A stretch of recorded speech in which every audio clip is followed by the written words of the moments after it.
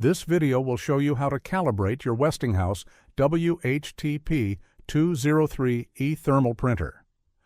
First, turn off the printer by switching off the power button located on the back of the printer.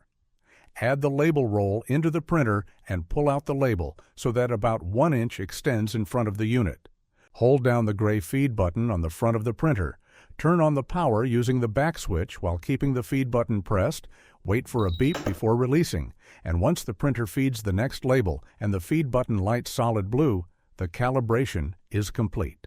If the feed button is solid red, double-check that the lid is securely closed. If it's blinking red, restart the printer and try the calibration again. If you're still running into issues, double-check that the label size set in your printer's settings matches the size of the labels loaded in the printer. Once confirmed, start the calibration process again.